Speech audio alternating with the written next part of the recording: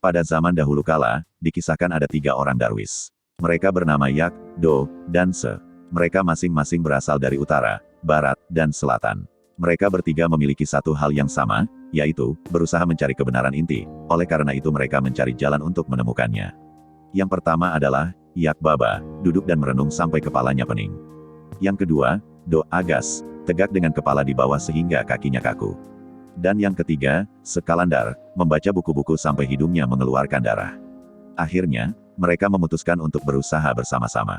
Mereka mengundurkan diri ke tempat sunyi, dan melakukan latihan bersama, berharap, agar ketiga kekuatan yang digabung, akan cukup kuat untuk mendatangkan kebenaran, yang mereka sebut, kebenaran inti.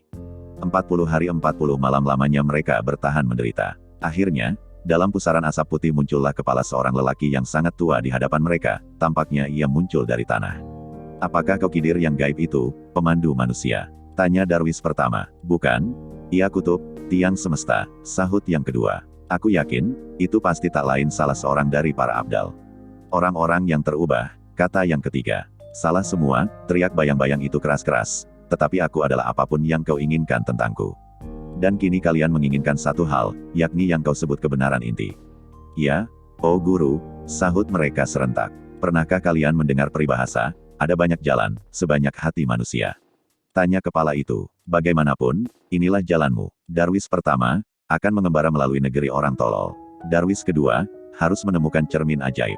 Dan darwis ketiga, harus meminta pertolongan jin pusaran air." Setelah berkata demikian, kepala itu pun menghilang.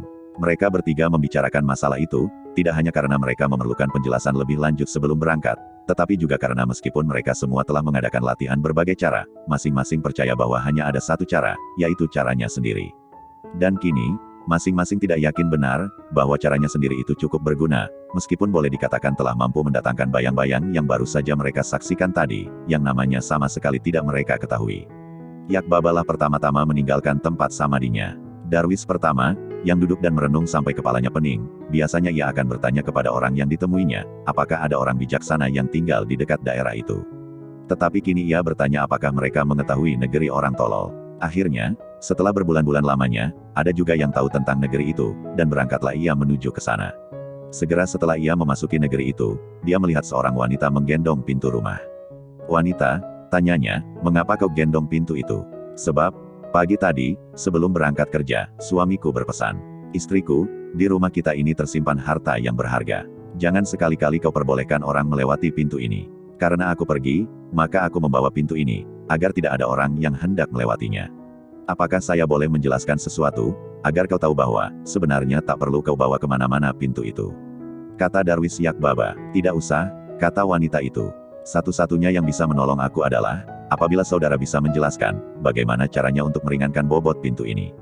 "Wah, kalau itu saya tidak tahu," kata darwis Yak Baba. Dan mereka pun berpisah. Beberapa langkah kemudian, ia menjumpai sekelompok orang. Mereka semua gemetar ketakutan di depan sebuah semangka besar, yang tumbuh di ladang.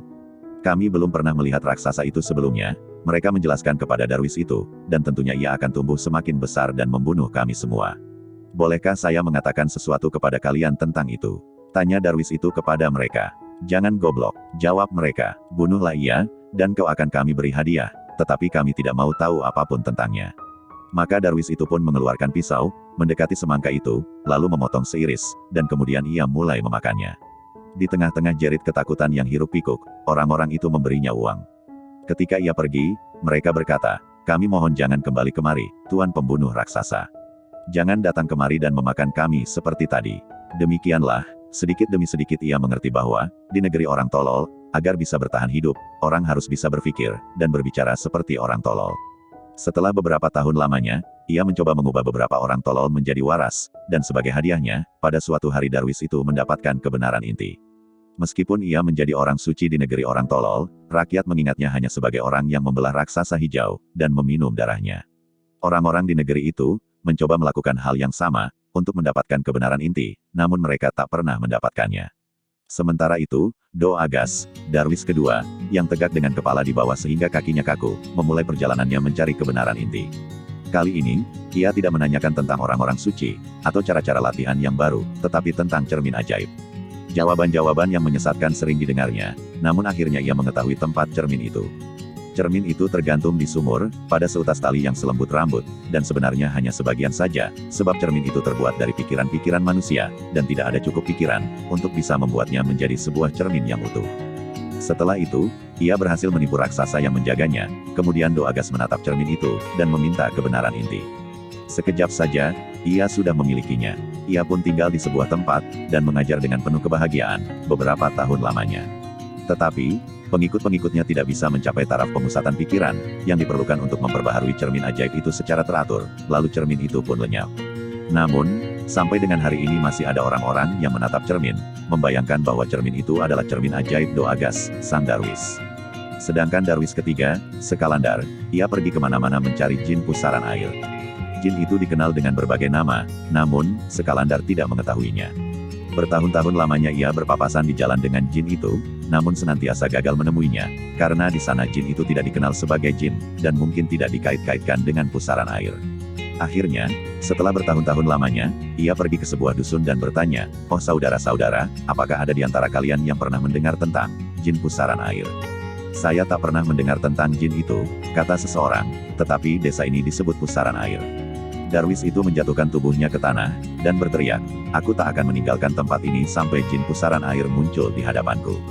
Sementara jin itu sedang lewat dekat tempat itu, kemudian memutar langkahnya dan berkata, "Kami tidak menyukai orang asing di desa kami, wahai Darwis. Karena itu aku datang padamu. Sekarang, apa yang kau cari?" "Aku mencari kebenaran inti, dan aku diberitahu bahwa dalam keadaan tertentu kau bisa mengatakan padaku bagaimana mendapatkannya." "Tentu, aku bisa," kata si jin. "Kau telah mengalami banyak hal. Yang harus kau lakukan tinggal mengucapkan ungkapan ini, menyanyikan lagu itu, melakukan tindakan itu. Kau pun nanti akan mendapatkan kebenaran inti." Darwis itu mengucapkan terima kasih kepada jin, lalu memulai latihannya. Bulan-bulan berlalu, kemudian bertahun-tahun, sampai akhirnya ia berhasil melakukan pengabdian, dan ketaatannya secara benar. Orang-orang datang dan menyaksikannya, dan kemudian meniru-nirunya, karena semangatnya, dan karena ia dikenal sebagai orang yang taat dan saleh. Akhirnya Darwis itu mencapai kebenaran inti, jauh meninggalkan pengikut-pengikutnya yang setia, yang meneruskan cara-caranya. Tentu saja mereka tidak pernah mencapai kebenaran inti itu, sebab mereka memulai pada akhir pencapaian sang Darwis. Setelah itu, apabila ada pengikut-pengikut dari ketiga Darwis itu bertemu, pengikut Darwis pertama akan berkata, "Aku memiliki cermin, tataplah, dan kau akan mencapai kebenaran inti." Lalu pengikut Darwis kedua mengatakan, "Korbankan semangka, maka ia akan menolongmu, seperti yang pernah terjadi atas Yak Baba." Kemudian pengikut Darwis yang ketiga mengatakan, "Itu tak mungkin. Satu-satunya cara adalah tabah dalam mempelajari, dan menyusun latihan tertentu, sembahyang, dan bekerja keras." Ketika pada akhirnya, ketiga Darwis itu berhasil mencapai kebenaran inti, mereka bertiga mengetahui bahwa mereka tak mampu menolong orang-orang yang telah mereka tinggalkan jauh di belakang. Mereka ibarat orang yang sedang terbawa oleh air pasang, lalu melihat di darat ada seorang yang sedang diburu oleh singa, dan mereka tidak bisa berbuat apa-apa untuk menolongnya. Demikianlah, kisah tiga orang berbeda latar belakang, pada akhirnya menemukan satu kebenaran yang sama, yaitu kebenaran inti, dengan cara yang sama sekali berbeda.